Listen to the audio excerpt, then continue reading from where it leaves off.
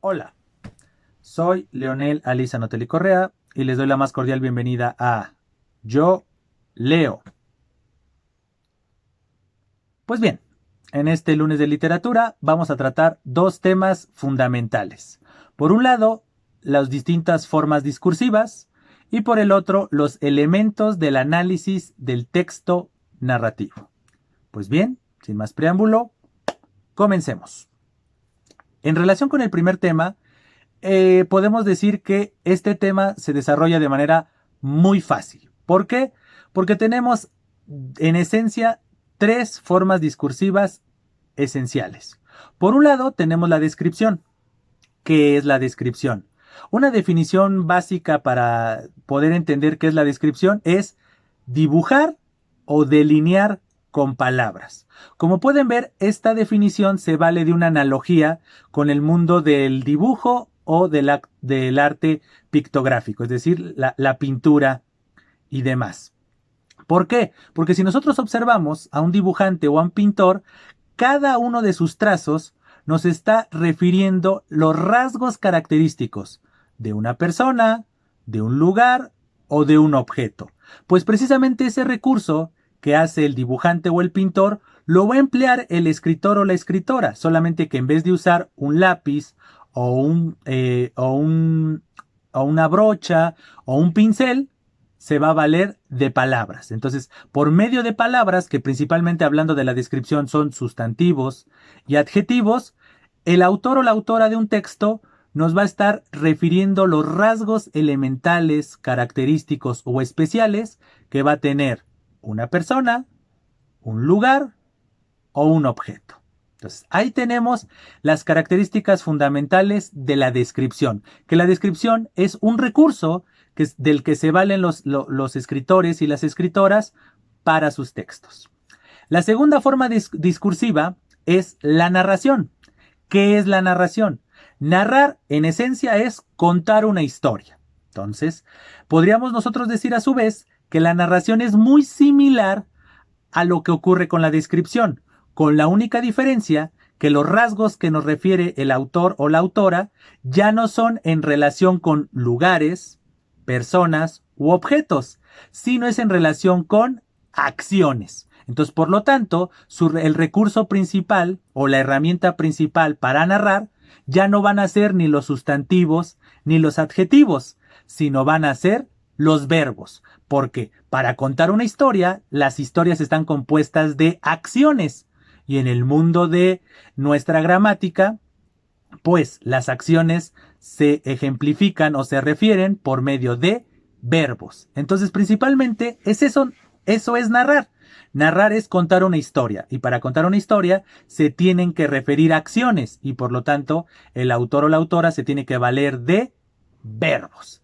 Y por último tenemos como tercera forma discursiva el diálogo.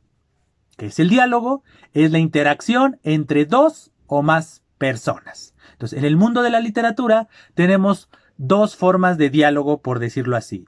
El diálogo en los textos narrativos, que nosotros podemos notarlos o percibirlos, también a su vez de dos maneras. Hay dos maneras en las que nosotros podemos percibir que hay un diálogo en un texto, que es usar comillas, y entonces de repente la voz que nos está contando la historia va a decir, fulanito le dijo a perenganito, y abre comillas, y cita, por decirlo así, o refiere de manera exacta lo que dijo el personaje. Esa es una forma. La otra forma es por medio del uso de guiones. Entonces, esta misma voz narrativa nos dice de repente, fulanito dijo, dos puntos, y aparte se abre un guión y se refiere de manera textual, por decirlo así, lo que dijo el personaje fulanito. Punto y aparte, otro guión y viene la respuesta del otro personaje. Se comienza a mencionar y se usan muchas veces guiones también intermedios para referir. Y le respondió, ¿no? Para ya no estar poniendo y le dijo, guión, y el otro le respondió dos puntos, sino se comienza a usar esta seguidilla de guiones hasta que termine este intercambio de comunicación entre dos o más personajes. Y por la otra opción o la otra perspectiva que tenemos del uso del diálogo, nosotros lo vemos en los textos teatrales. ¿Por qué? Porque los textos teatrales precisamente se valen únicamente del diálogo entre sus personajes para contarnos la historia. Ya no hay una voz que nos esté narrando o describiendo las acciones, los escenarios, ni nada, sino tenemos un escenario, ya es mostrado claramente, pero la historia nos la cuentan los personajes por medio de sus parlamentos o diálogos. Por eso la estructura de un texto teatral es el nombre del personaje y su parlamento. Y punto. Entonces ahí tenemos las tres formas discursivas características: la descripción, la narración y el diálogo. Entonces ya tenemos estos tres elementos que nos van a servir como contexto o como punto de partida para nosotros enfocarnos en un género literario específico y poder analizarlo. Porque estas tres formas del discurso, a su vez, son herramientas o bien recursos de los que se valen escritores y escritoras de textos narrativos. Entonces, ahora sí, vámonos a nuestro segundo tema, que es los elementos del análisis del texto narrativo. Entonces, como bien sabemos, un texto narrativo, como lo acabamos de escuchar ahorita, narrar es contar historias. Entonces, un texto narrativo es aquel en el cual o en el que se nos cuenta una historia, ¿correcto? Entonces vamos a ver cada uno de sus elementos. Cuando nosotros estamos frente a un texto narrativo, nosotros de manera consciente o inconsciente, nosotros tenemos que saber sus elementos para poder analizarlos y al final valorar la obra por el buen o mal manejo de esta serie de elementos y consecuentes recursos. Entonces, comencemos viendo el primer aspecto de todo texto narrativo. ¿Cuál es el primer aspecto de todo texto narrativo? Es algo que se conoce como tensión narrativa. Para que un relato narrativo llame la atención y el lector quiera leer la historia y seguir leyéndola hasta que la termine, el escritor o la escritora tiene que hacer buen uso de lo que nosotros conocemos como, insisto, tensión narrativa. La tensión narrativa tiene 4 elementos. El primer elemento es el planteamiento. ¿En qué consiste el planteamiento? Muy fácil, como lo dice su nombre. Es este primer momento de la historia, este primer momento del texto narrativo, donde se nos plantea los personajes, el ambiente, un poco el estilo de vida que llevan esos personajes o que se lleva en ese ambiente, en ese entorno. Es decir, el planteamiento nos muestra la cotidianidad, la normalidad de una serie de personajes o de un solo personaje, dependiendo sobre qué se quiere enfocar el autor o la autora, dentro de un ambiente donde obviamente se nos va a mostrar la misma normalidad o la misma cotidianidad. Entonces, en síntesis, el planteamiento es mostrarnos la normalidad o mostrarnos el primer momento de los personajes, los lugares y un poco los ambientes que van a tener lugar en el relato. Segundo elemento de la tensión narrativa, el nudo. ¿En qué consiste el nudo? Para que el nudo nazca, tiene que haber un rompimiento de esa normalidad o cotidianidad que se nos refirió en el planteamiento. Y entonces, como lo dice su nombre, el objetivo del nudo es amarrarnos, atraernos a la historia, porque de repente hay un personaje o una serie de personajes que estaban en una cotidianidad y de repente esa cotidianidad se rompe y comienza a implicar una serie de acciones que nos van a atrapar, que nos va a llevar a que nosotros queramos saber qué se hizo o cómo se resolvió ese conflicto que se generó en ese rompimiento de la normalidad o de la cotidianidad. Y entonces eso es el nudo. El nudo es esta serie de acciones protagonizadas por los personajes principales que nos van a atrapar, que nos van a llevar a querer saber más. Pero, como lo dice el nombre, todo implica una tensión, pero una tensión tiene un tope. Y entonces, el momento de mayor tensión que tiene un texto narrativo se le conoce como clímax. ¿Qué es el clímax? Como lo acabo de decir, es ese momento de mayor tensión, el de mayor emoción. Solamente, en el mundo ideal, solo tiene que haber un momento climático en todo texto narrativo. Puede haber momentos emocionantes a lo largo del nudo, pero el momento de mayor emoción es el clímax, ¿correcto? Entonces normalmente el clímax es donde se acerca al final, porque te va llevando a esta serie de acciones que te van generando conmoción, te van generando curiosidad, te van generando angustia, te van generando toda esta serie de emociones que generan los textos de ficción, pero va a llegar un momento en donde esas acciones van a llegar a su momento cumbre de mayor emoción. Y a eso, en el ámbito de la literatura, se le conoce como clímax, ¿correcto? Y el clímax, cuando se resuelve, comienza a descender esta tensión. Otra vez se va a regresar a la normalidad, se va a regresar a una cotidianidad. Puede ser la misma cotidianidad del principio, o bien una cotidianidad, pero ya, con menor tensión.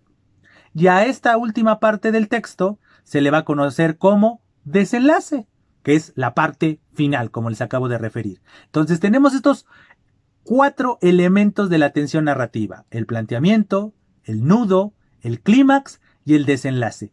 Toda historia tiene este esqueleto.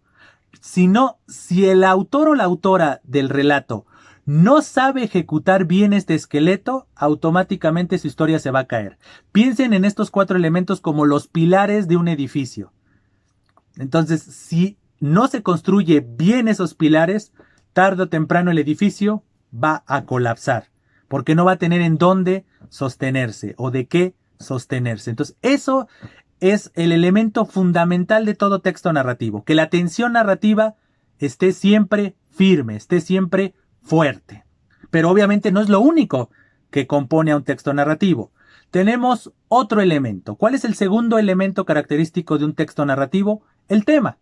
Entonces, como podemos nosotros inferir, el tema es esta idea global o bien este trasfondo que maneja el texto, ¿correcto? Entonces, normalmente el tema nosotros lo podemos sintetizar en una sola palabra o en una frase acotada, breve. Entonces, por ejemplo, estamos hablando de cuál es el tema de, no sé, Romeo y Julieta, la tragedia, el amor. ¿Cuál es el tema de una novela de Stephen King? El terror. Entonces, como ven, no le estoy contando de qué trata. Simplemente en una sola palabra, en una sola frase, sintetizo cuál es el tema del que trata el relato. Eso es. Entonces, cuando a nosotros nos pregunten cuál es el tema del cuento, cuál es el tema de la novela, cuál es el tema de la leyenda, del mito, nosotros tenemos que tener muy claro que nosotros tenemos que referir una sola palabra o una frase muy breve que sintetice cuál es el tema en el que se desenvuelve el relato que tenemos frente a nosotros. No vamos a contar de qué trata la historia. Ese es el argumento. ¿De qué trata el cuento? Entonces ahí sí, les voy a decir el argumento. En mis propias palabras, voy a describir o a narrar el relato. Pero cuando digan, ¿cuál es el tema del relato, del texto? Tenemos que ser muy simples, muy puntuales. Una sola palabra o una frase que facilite a la persona que nos está escuchando saber. Es como muchas veces cuando nosotros vamos a las librerías y decimos, ¿tiene una historia de amor? Estamos hablando del tema. No le estoy contando la historia ni nada. Yo quiero leer una historia de amor. Pues el amor es un tema, ¿correcto? O yo quiero una historia de terror. ¿Qué obras literarias de terror me recomiendan? Pues precisamente el terror es un tema. O yo quiero un relato sobre un suceso histórico. Pues la historia de una nación en específico, de un momento en específico, o de un personaje en específico, es el tema que nos convoca o que nos compete. Entonces, como ven, ese es el segundo elemento o el segundo aspecto que nosotros tenemos que considerar cuando estamos analizando un texto narrativo. El tercer elemento son las acciones, ¿correcto? Como les decía, narrar es contar historias y estas historias se basan en acciones. Por eso les refería que una de las herramientas fundamentales son los verbos. Entonces, las acciones. Hay 2 tipos de acciones. Las acciones principales, que otra vez haciendo esta analogía de la construcción, pues son los pilares, son acciones que nosotros no podemos suprimir de una historia porque automáticamente la historia no tendría sentido alguno. Pero obviamente los escritores y las escritoras no todo el tiempo nos pueden estar hablando de acciones principales, no nos pueden tener en tensión en todo momento. Hay momentos, válgase la redundancia, que tenemos que relajarnos. Esta tensión tiene que tener un momento como una bahía para poder descansar y después volver a la acción, volver al movimiento de los personajes o a la sucesión de momentos que nos implican tensión, precisamente. Y este segundo tipo de acciones se les conoce como acciones catalíticas. La catálisis literaria son acciones secundarias, acciones que sí son importantes, pero no en comparación con las acciones principales. Son acciones que si nosotros estuviéramos haciendo una adaptación de una novela, un cuento para el cine, por ejemplo, nosotros podríamos suprimir esas escenas y no pasaría nada. La historia se seguiría entendiendo.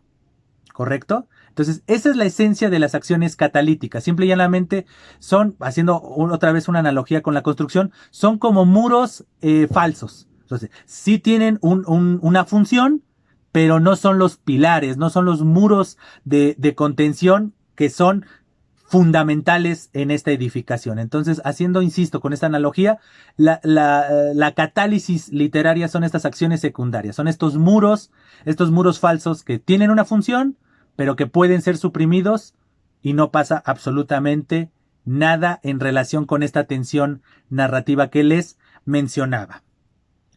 Las acciones obviamente nos van a llevar al siguiente tema, al cuarto aspecto que nosotros tenemos que considerar en el momento de estar analizando un texto narrativo, que son las secuencias, ¿correcto?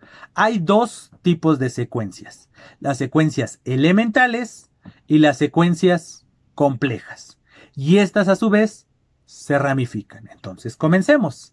Las secuencias elementales tienen tres ramas. Como lo dice en su nombre, estas secuencias, esta seguidilla de acciones, hay de tres formas. Las secuencias iniciales, como lo dice su nombre, normalmente son al inicio del relato. Están muy relacionadas con el planteamiento. Nos hablan de el andar del protagonista o de los protagonistas para que nosotros lo conozcamos, cuál es su cotidianidad, cuál es su rutina, esa que de repente, ¡pum!, se va a tensar o se va a romper y va a darle pie a lo que nosotros ya denominábamos nudo. Pues precisamente el nudo va a tener una característica de secuencias medias, ¿correcto? Que esa es la segunda rama de las secuencias elementales. Las secuencias medias. Es decir, ya es un poco de mayor velocidad, porque no olvidemos lo de la tensión narrativa. Entonces ya en comparación con las secuencias iniciales, las secuencias medias hay mayor emoción, hay mayor tensión, hay mayor movimiento de los personajes. Y obviamente al final, la tercera y última rama de las secuencias elementales son las secuencias finales. Esas que justamente están entre el clímax o el final del clímax y el desenlace del relato. Son historias ya otra vez donde la tensión ya no es tan alta, sino está más relajada porque volvemos a la cotidianidad o generamos una nueva normalidad, una nueva cotidianidad en el ambiente creado en el relato. Esas son las secuencias elementales, las más simples, pero no todo es fácil en la literatura y entonces también existen las secuencias complejas. Y hay tres tipos de secuencias complejas. Las primeras son de continuidad. Son las más obvias, que en comparación con las otras dos son las más simples. Entonces, las secuencias de continuidad es la acción A desembocó a la acción B y esa acción B desembocó en una acción. Es una cadenita de acciones muy obvia, es de continuidad. Literal, es la acción A llevó a la B llevó a la C y así sucesivamente hasta que termine el relato. Pero no deja de ser una seguidilla o una cadena de acciones.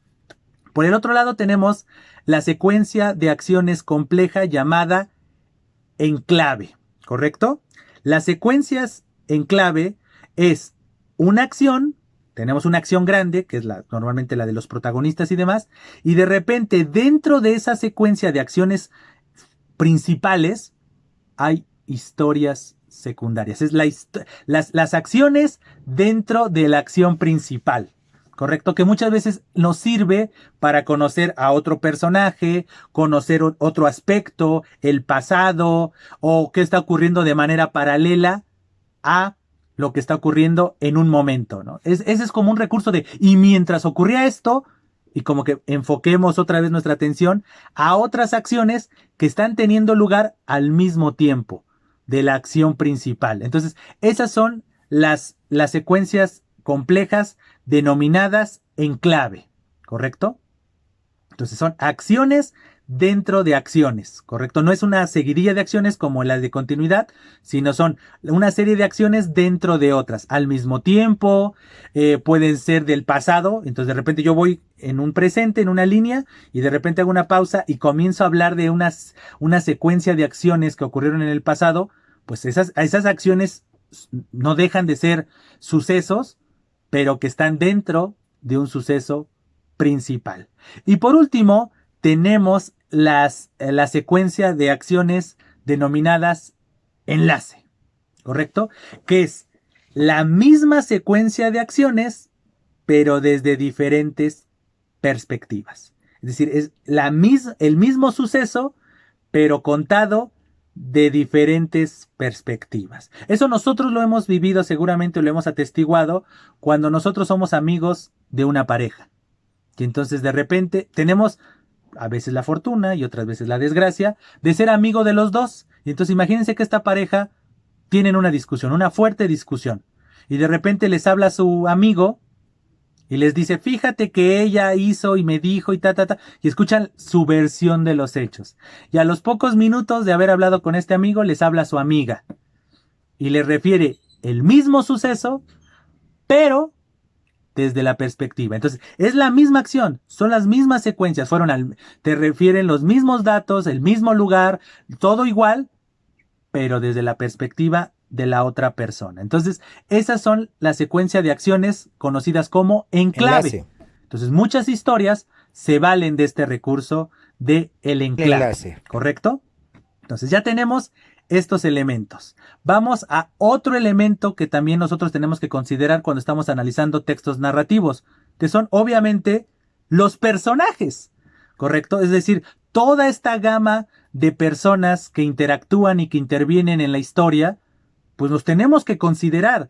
Tenemos que nosotros saber qué tipo de personajes son. Si es un personaje principal, si es un personaje secundario, pero sobre todo no nos tenemos que quedar solamente en ese aspecto tan básico como de, este es el personaje principal y los demás son los secundarios, gracias. O estos son los personajes protagónicos y estos son los personajes secundarios y ya, gracias. No, normalmente si nosotros queremos hacer un muy buen análisis, nosotros tenemos que valernos de algunas estrategias, de algunas herramientas donde nosotros podamos analizar cuál es la función del personaje o incluso muchas veces la función de objetos que tienen lugar o que se refieren en el texto. Y entonces, de del catálogo que nosotros tenemos de opciones, yo les voy a referir uno que se conoce como red actancial.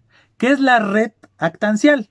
La red actancial, como lo dice su nombre, es concatenar, unir, hilar la historia en torno a personajes que son los actantes, es decir, los que realizan acciones. Entonces, la red actancial es muy simple, tiene 6 elementos. Elementos que a su vez se dividen en 3 tipos de ejes. Dependiendo el eje, es la función. Nosotros podemos analizar un mismo texto solamente modificando alguno de estos elementos de la red actancial. Entonces, por un lado, tenemos el eje del saber o del conocimiento, ¿correcto? Y entonces, en este eje vamos a tener 2 elementos que tenemos que considerar. Por un lado, el destinador y por el otro lado, el destinatario. ¿Qué es el destinador?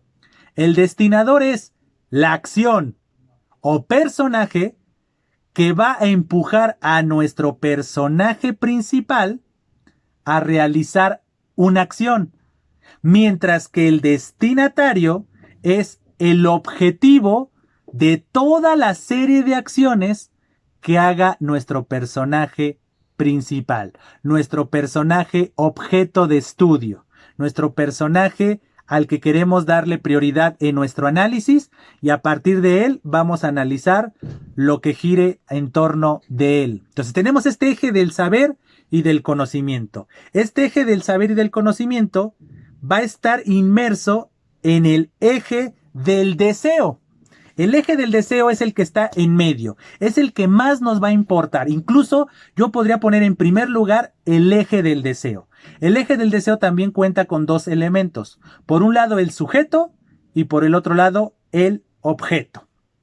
Como lo dice su nombre, el sujeto es aquel personaje que va a ser nuestro objeto de estudio. El personaje normalmente el más fácil de analizar es el personaje principal. Y ese personaje principal en todo relato tiene un objetivo, quiere algo o quiere a alguien, ¿correcto? Entonces todo el relato va a girar en torno de un personaje queriendo algo o queriendo a alguien. Entonces ese es nuestro eje del deseo. Y por último tenemos el eje del poder, que a su vez tiene dos elementos. Por un lado, el ayudante y por el otro lado, el oponente. Como lo dice en su nombre, el ayudante es ese personaje o ese objeto que le va a ayudar al sujeto a obtener el objeto anhelado, el objeto deseado, ya sea una persona o un objeto o un suceso o algo que desea, que a su vez tiene un destinatario. No olvidemos el primer eje del saber o conocimiento. Pero para que la historia tenga sazón, pues no todo va a ser tan fácil. Tiene que haber un oponente, y ese oponente puede ser un personaje, un suceso o un objeto que precisamente de manera consciente o inconsciente se le va a oponer a nuestro sujeto en miras de la obtención de su objeto. Entonces, más allá de los nombres de los ejes, que el eje del conocimiento o del saber, el eje del deseo o el eje del poder, enfoquémonos en los 6 elementos de la redactancial, ¿correcto? Entonces, vamos a irlos hilando y vamos a ir poniendo y vamos a poner un ejemplo para entender la redactancial. Tenemos un sujeto. Ese sujeto quiere algo o quiere a alguien. Entonces, ese algo o ese alguien va a ser su objeto. Para que el sujeto conociera su objeto, tuvo que alguien presentárselo. Ese algo o ese alguien nosotros lo vamos a conocer como destinador.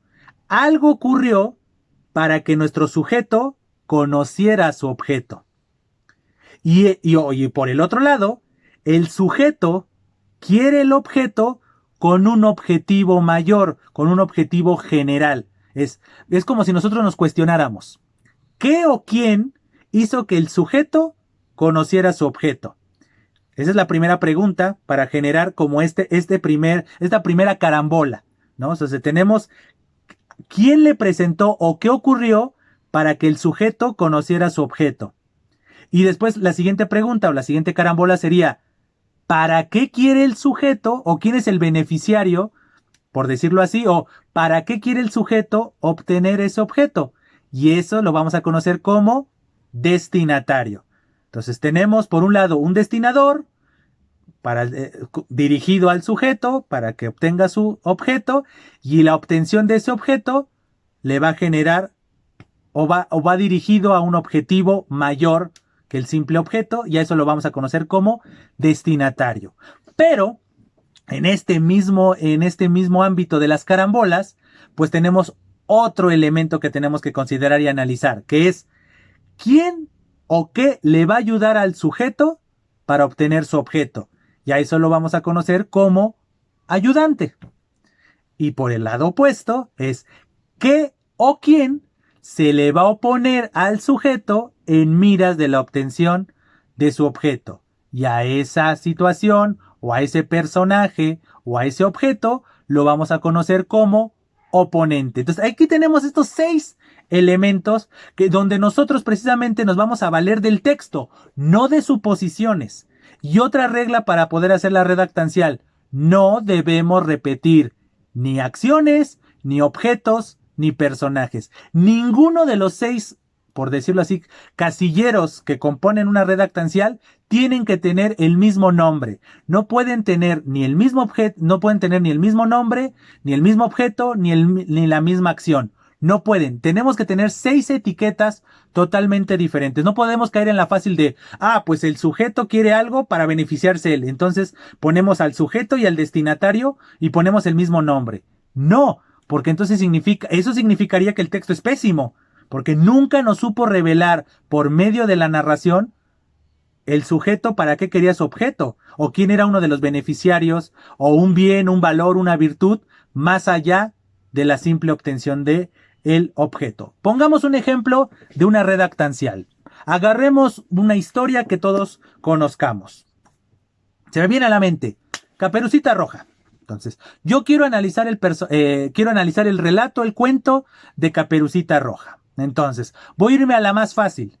Voy a agarrar a la protagonista. Entonces, voy a poner en el casillero sujeto Caperucita Roja. Ella va a ser mi núcleo y a partir de ella y de las acciones que ella hace, yo voy a poder llenar los 5 casilleros que restan en mi red actancial. Entonces, según el relato, ¿cuál es el objetivo de Caperucita Roja en el relato? Llevarle de comer a su abuelita. ¿Estamos de acuerdo? Ese es el relato, en esencia. Una niña conocida como Caperucita Roja, que es mi sujeto, tiene un objeto o un objetivo, una meta en el relato, que es llevarle de comer a su abuelita. Ahora, ya tenemos nuestro eje del deseo, que es nuestro eje fundamental. Caperucita y llevarle de comer a su abuela. Tenemos que cuestionarnos, ¿quién es o qué es lo que causa que Caperucita quiera llevarle comida a su abuela? Y la respuesta es su mamá. Si su mamá no le solicitara a Caperucita que le lleve de comer a su abuela, Caperucita no tendría que dirigirse a la casa de su abuela.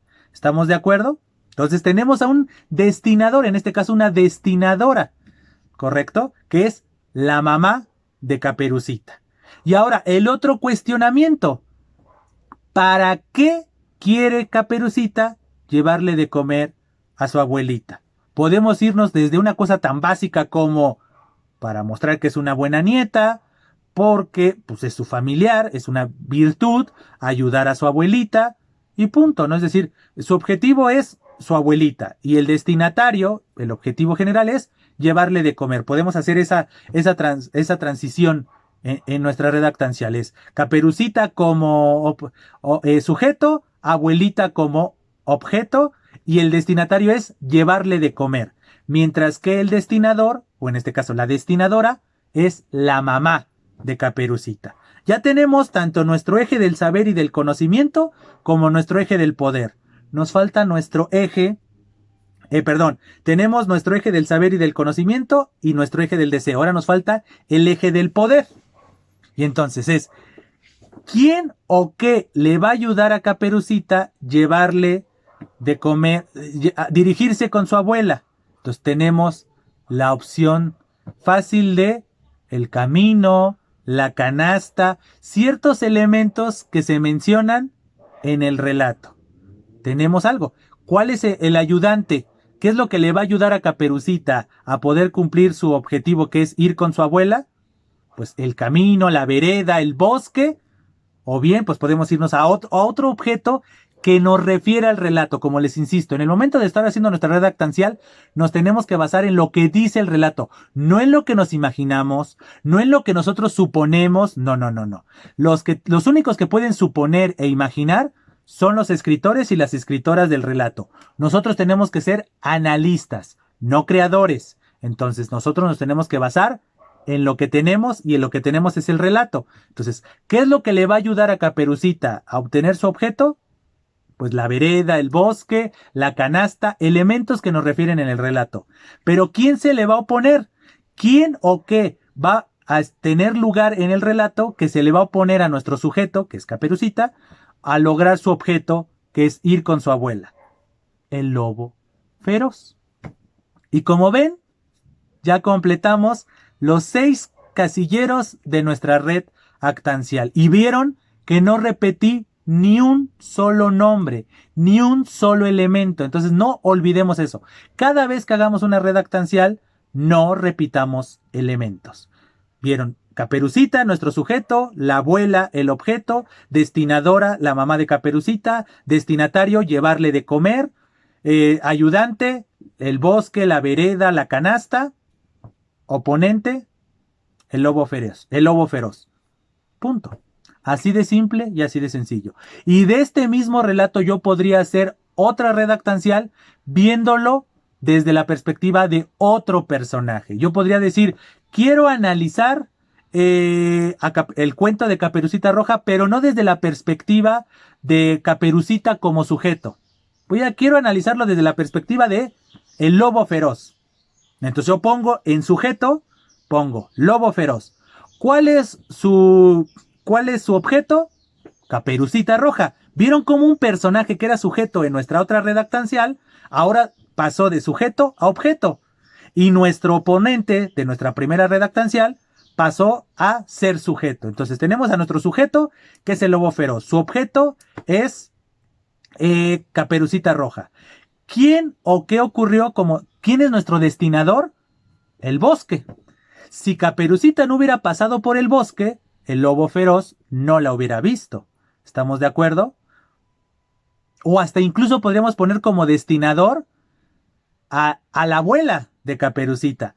Porque si el lobo feroz no hubiera ido a la casa de la abuelita, pues nunca hubiera habido este encuentro entre el lobo feroz y Caperucita. Entonces podríamos poner como destinadora a la abuelita de Caperucita Roja. Y el destinatario, ¿para qué quiere el lobo feroz a Caperucita? Para comérsela. Entonces pones eso, para comérsela. Ya tenemos nuestros ejes, tanto del saber como del deseo. Ahora nos vemos a nuestro eje del poder. ¿Qué le ayuda al lobo feroz a la obtención o al intento de obtención de su objeto, que es Caperucita Roja? La vestimenta, el vestido de la abuela. ¿Estamos de acuerdo? Ahí está. Entonces, porque acuérdense la famosa escena de cuando está acostado el lobo feroz en la cama de la abuela y comienza este diálogo de qué ojos tan grandes para verte mejor y etcétera, etcétera. Entonces, como que este acercamiento entre sujeto y objeto no hubiera tenido lugar si el lobo feroz no estuviera vestido de la abuelita. Entonces, el vestido de la abuela va a ser el ayudante del lobo feroz. ¿Correcto? Perdón, la abuela es el destinador. Ahora, yéndonos al eje del poder, el ayudante, ¿qué es lo que le va a ayudar al lobo feroz? El vestido, ahora sí, perdón. El vestido de la abuela. Pero ¿quién va a ser el oponente? Podemos poner al leñador. Si el leñador no llegara al final del relato y le partiera en dos el estómago al lobo feroz y que de él saliera la abuelita de Caperucita, él hubiera podido tener su meta tanto de comerse a la abuela como de comerse a Caperucita. Entonces, como vieron, el mismo relato puede ser analizado desde diferentes perspectivas, solamente cambiando al sujeto. Pero no lo podemos hacer todo el tiempo. O sea, por ejemplo, si yo quisiera analizar el cuento de Caperucita Roja desde la perspectiva del leñador, tal vez no lo podría hacer, porque me van a faltar algunos elementos. Tal vez sí podría encontrar el leñador, su objeto es pues querer salvar a la abuelita de Caperucita o salvar a Caperucita. El destinador, pues tal vez son los gritos que se escuchan, pero el destinatario, pues hacer el bien. Pero el oponente y el ayudante, pues el ayudante puede ser su hacha y el oponente pues es el mismo lobo feroz. Pero ya comienza a ser un poco más difícil. Comienza a ser un poco más difícil porque el relato no nos da tantos elementos. Y entonces comenzamos a llegar al mundo de la suposición o del yo creo, que, como les digo, en el momento de estar analizando un texto, en este caso narrativo, no podemos comenzar a decir yo creo, yo supongo. Entonces, ese es un elemento fundamental que tenemos que considerar en todo momento. Entonces, como ven, aquí está este elemento de los personajes, pero no solamente quedarnos en algo como personajes principales y personajes secundarios, personajes protagónicos, personajes antagónicos, no, sino ya con la redactancial podemos ver cómo los personajes, los objetos y los sucesos se interrelacionan, por eso se llama red actancial, las acciones, los actantes, etcétera. ¿Estamos de acuerdo? Dejando de lado ya lo relacionado con los personajes, nos vamos a los últimos elementos. La espacialidad. Como lo dice su nombre, son los lugares en donde tiene lugar la narración. Entonces hay dos tipos de lugares principales. Lugares abiertos y lugares cerrados. ¿Cómo sabemos si un lugar es abierto o cerrado? Pues sabiendo si ese lugar tiene techo o no tiene techo, en pocas palabras. Podemos irnos a esa simpleza. Entonces nosotros nos podríamos cuestionar en el momento de estar analizando un texto narrativo, ¿cuál es la espacialidad? Entonces nosotros tenemos que referir si es una casa, si es un bosque, podríamos decir de manera muy general, es un lugar abierto, es un lugar cerrado, y tal vez ser más específico. Es un lugar cerrado, una casa, una habitación. Es un lugar abierto, la ciudad, un bosque, cosas por el estilo. Entonces ahí podemos ver que la espacialidad también es un recurso que tiene que existir, porque para que haya acciones, pues tiene que haber un escenario. A veces hay autores que no profundizan en la espacialidad, simplemente refieren en una casa, en una habitación, no refieren los objetos, no se valen de la descripción para profundizar, pero todo relato tiene que tener un espacio, ya sea abierto o cerrado. Siguiente elemento que nosotros tenemos que considerar cuando estamos analizando un texto narrativo, la temporalidad, ¿correcto? ¿En qué tiempo se nos está contando la historia? Y no tenemos que irnos a la tan fácil que de nuestras clases de español de pues tiempo pasado, tiempo presente, tiempo futuro. No, tienen nombres específicos en el ámbito de la literatura. Entonces la temporalidad sí se divide en tres. Entonces hay historias lineales, ¿correcto? Las historias lineales son aquellas que inician y terminan sin ningún movimiento temporal. No hay ningún bache, no hay ninguna de las otras que vamos a ver a continuación. La historia inicia y termina y de la misma manera, no en el mismo tiempo en el sentido de que en el mismo momento, no, sino recordando un poco nuestras secuencias, son secuencias continuas. Un suceso lleva a otro, lleva a otro, lleva a otro, y no hay rompimientos temporales. Ejemplos de rompimientos temporales. Segundo ejemplo, segundo tipo de temporalidad. La retrospectiva, ¿correcto? La retrospectiva es que la historia vaya de manera lineal y de repente haga una pausa y refiera cosas del pasado, ¿correcto? Entonces, la retrospectiva se bifurca, es decir, hay dos tipos de retrospectiva dependiendo de su duración. Tenemos por un lado los flashbacks. Los flashbacks son pequeños recuerdos, es decir, son rememorar situaciones pero de manera rápida. Son recuerdos breves. Y por el otro lado tenemos algo que se conoce como raconto. El raconto es recuerdos, retrospecciones que su narración implica más espacio, más tiempo, ¿correcto? Es decir, son remembranzas más extensas en comparación con los flashbacks. Pero nosotros lo podríamos sintetizar si las historias tienen o no tienen retrospección. Ya si queremos vernos más especialistas, nosotros podríamos decir qué tipo de retrospección tiene. ¿Tiene una retrospección breve? Se le llama flashback. ¿Tiene una retrospección más larga? Se le llama raconto. 0 y vamos 2. Historias lineales e historias con retrospectiva. Y después tenemos la prospección, que es lo contrario de la retrospección. Voy en una historia lineal y de repente hago una pausa para referir algo del futuro. Un ejemplo, estoy contando una historia desde mi perspectiva y de repente digo, y entré al salón. Y de repente la vi a ella, la que años después sería mi esposa. Si estaba yo contando mi historia desde tal vez los 15, 16 años, tal vez el protagonista era de 15 y 16 años, me está contando esa historia y de repente hace una pausa, ya no tiene 15 años, nos está refiriendo que años después va a ser su esposa. Eso en una historia de amor. O puedo contar todo lo contrario. Entré al salón y la vi a ella, la mujer que años después me rompería el corazón. ¡Pum! ¿No? Es una historia de desamor. Pero ya ven cómo estaba la línea, ¿no? Yo estoy contando mi historia de cuando tenía 14, 15 años, dependiendo, o puedo tener mayor edad. En vez de entrar a un salón, puedo entrar a la oficina, donde sea. Hace una pausa y hace referencia a un suceso que va a ocurrir años después del tiempo del que estaba hablando o del que está hablando la voz narrativa. Entonces, como ven, eso se le llama prospección. Es referir algo del futuro y tiempo después se va a regresar al presente o al tiempo de la historia principal. ¿Correcto? Y nos vamos al último elemento que tenemos que considerar cuando estamos haciendo el análisis de un texto narrativo, que son las voces narrativas. Como se los comentaba, una historia tiene que tener una voz, ¿correcto? Porque si no, ¿quién nos va a contar la historia? Entonces, ese es el elemento tal vez más importante de todos. Obviamente, todo lo que les acabo de referir de la tensión narrativa, las acciones, el tema, las secuencias, los personajes, la espacialidad y la temporalidad son recursos fundamentales. Pero todos ellos no tendrían sentido si no hubiera una voz que nos cuente la historia. Entonces, hay dos tipos de voces. De manera general, y cada una de estas voces a su vez se ramifica. El primer tipo de voz es la intradiegética.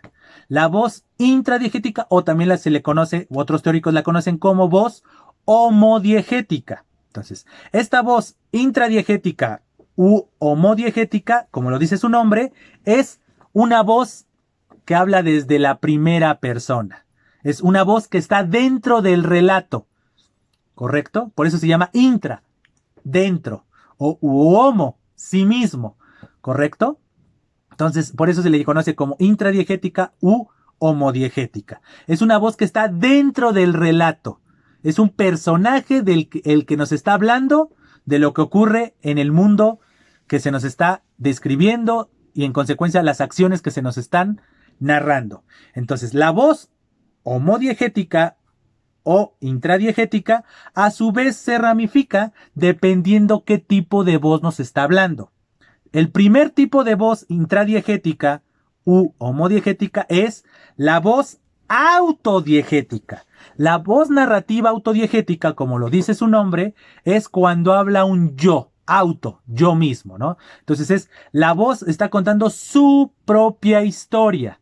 Entonces lo está diciendo desde un yo. Yo voy caminando, iba caminando, etcétera. Entonces es un yo que nos está contando su historia. A esta voz, insisto, se le conoce como autodiegética. Segundo tipo de voz, intradiegética u homodiegética, es la testimonial. Es una voz que habla también en primera persona, pero no habla de sí mismo o de sí misma, sino habla de lo que ve o de lo que escucha. No está hablando de algo que está haciendo él o lo que está haciendo ella, sino está narrando lo que está viendo o lo que está escuchando. Entonces, quien realiza la acción no es la voz. La voz está precisamente refiriéndonos lo que están haciendo otras personas que ese personaje está viendo o está escuchando. Entonces, por eso se le conoce como testigo, voz narrativa testimonial o testigo, ¿correcto? Y la tercera rama de la voz homodiegética o intradiegética es algo que se le conoce como voz metadiegética. La voz metadiegética es idéntica a la autodiegética, es un yo hablando su propia historia, pero esta voz no es la del protagonista. Entonces, este tipo de voces nosotros las encontramos en unas novelas llamadas bizantinas, ¿correcto?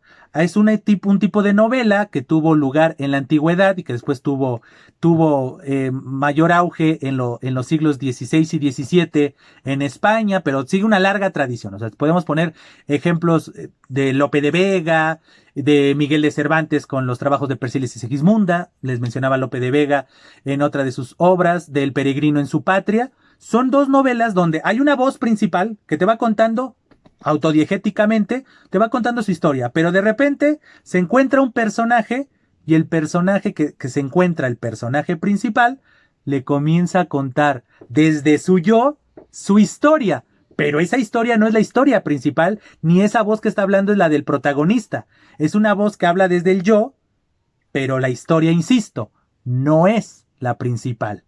Entonces, por eso es metadiegética, va más allá de lo diegético. Entonces, otro ejemplo claro lo podríamos poner con las 1001 noches. Tenemos una voz principal, pero esa voz principal es la historia, tiene una voz que está dentro de otra voz, y así se va esa cadena, esa muñeca rusa, por decirlo así, o esa caja de Pandora, ¿no? Que va llevando una y otra y otra. Esa es la voz metadiegética. Obviamente no hay tantas voces metadiegéticas, porque si no la historia sería interminable, pero puede haber 3 o 4, pero todas esas voces secundarias, aunque están hablando desde un yo, ese yo no es el protagonista. Por eso se le conoce como metadiegético, ¿correcto? Es un yo, pero ese yo, insisto, no es la voz principal, no es la del protagonista. La del protagonista es autodiegética, la de los otros personajes, a pesar de que hablan desde un yo, son metadiegéticos. Esos son los tipos de voces intradiegéticas u homodiegéticas. Y el segundo tipo de voces, de manera general, son las extradiegéticas o también heterodiegéticas, ¿correcto? Entonces, tenemos estas voces heterodiegéticas, homodiegéticas, intradiegéticas, extradiegéticas, ¿correcto? Entonces, la voz extradiegética es la que nosotros también conocemos como omnisciente. No habla ya desde un yo, sino habla desde una tercera persona. Es esta voz que sabe todo, que está en todos lados, etcétera. Entonces, siempre va a hablar en una tercera persona. Como si hipotéticamente dijeras, ellos dijeron, ellos hicieron. No está hablando desde lo que ve y lo que escucha, sino es de lo que sabe, porque es una voz precisamente omnisciente. Entonces, de manera general podríamos decir que tenemos estas voces intradiegéticas y extradiegéticas. O les digo, si queremos la otra clasificación, voces homodiegéticas o heterodiegéticas, ¿no? Las de afuera. Entonces es literalmente las homodiegéticas o intradiegéticas son voces que están dentro de la historia, son personajes que están dentro de la historia, mientras que la voz extradiegética o heterodiegética es una voz que está fuera del relato, ¿correcto? Entonces, como vieron, todos estos elementos que les acabo de referir, tanto las formas del discurso, porque insisto, el diálogo, la descripción, son recursos del que se vale el narrador. El narrador es una forma o un recurso para otro tipo de textos, pero hablando del texto narrativo, la descripción y el diálogo son herramientas, son recursos de los que se vale el cuentista, el novelista, el fabulador, el autor o la autora de leyendas o de mitos, etcétera. ¿Estamos de acuerdo? Pero estas herramientas tienen otra gama y tenemos otros recursos, como les digo, la tensión narrativa, el tema, las acciones, las secuencias, los personajes, esta red actancial que nos sirve para analizar las funciones tanto de los personajes como de las acciones o los objetos, la espacialidad, la temporalidad y las voces narrativas. Todos estos elementos son los que nosotros tenemos que analizar para poder entender la obra y en consecuencia poder hacer una valoración más exacta, más precisa y no caer en esta superficialidad de la historia me gustó, la historia no me gustó. Pues bien, pues espero que este largo video haya sido de su agrado, pero sobre todo les sea útil para en el momento en el que ustedes estén frente a un texto, sepan identificar tanto las formas discursivas, ya sea como un ejemplo de tales o bien como un recurso de un texto literario, y si ustedes están frente a un texto narrativo, que toda esta gama de elementos que les acabo de referir, lo sepan cómo lidiar con ellos, saber la tensión, saber que la estructura de la tensión narrativa está en planteamiento, nudo, clímax y desenlace, saber que el tema es una sola palabra o una frase breve, saber que las acciones hay de dos tipos, las principales o las catalíticas o secundarias, saber del tipo de secuencias, y las secuencias elementales, las secuencias complejas, poder hacer una red actancial porque eso nos va a facilitar darle el valor a todos los objetos y todas las acciones que tienen lugar en el relato, ver la espacialidad, si son lugares internos, externos, son lugares externos. Ver la temporalidad, si es una historia lineal, si tiene retrospecciones, si tiene prospecciones. Si queremos profundizar, ¿qué tipo de retrospecciones son? ¿Son breves, son flashback o son más extensas? Es decir, son racontos. Y ver la voz narrativa. ¿Qué tipo de voz narrativa tenemos? ¿Es una voz intradiegética? ¿Es una voz extradiegética? Si es una voz intradiegética, ¿de qué tipo? ¿Autodiegética, testimonial o metadiegética? Como ven, todos esos son los elementos de los que nosotros nos podemos valer y a su vez nos debemos valer para poder hacer el análisis de un texto narrativo. Pues bien, como siempre, les pido por favor que se suscriban al canal si les agradó este video, si les ha agradado la serie de videos que se han compartido en este canal. A su vez, pues los invito a recomendar el canal, a comentar si les ha qué les ha parecido esta serie de videos, qué temas me sugieren, qué autores, etcétera. A su vez, pues también les hago la cordial invitación a seguirme en mis redes sociales, dígase Facebook, Twitter e Instagram, para lo mismo, ya sea para su opinión sobre esta serie de videos o en este video principalmente, y también para sugerirme temas, sugerirme autores, incluso pues esta dinámica que tal vez esperemos muy pronto llevar a cabo de invitar personas, invitar especialistas, pues sugerirme, ya sea por un lado los especialistas o bien sugerirme temas para que yo a su vez, si yo no conozco el tema, pero conozco a alguien que sí lo puede explicar de mejor manera, pues tener esta interacción entre ese especialista y yo. Entonces, pues bien, pues los hago la cordial invitación tanto al canal como a las referidas redes sociales. Y pues, sin más que agregar, pues les agradezco mucho y como siempre les digo, estamos en comunicación. Hasta siempre.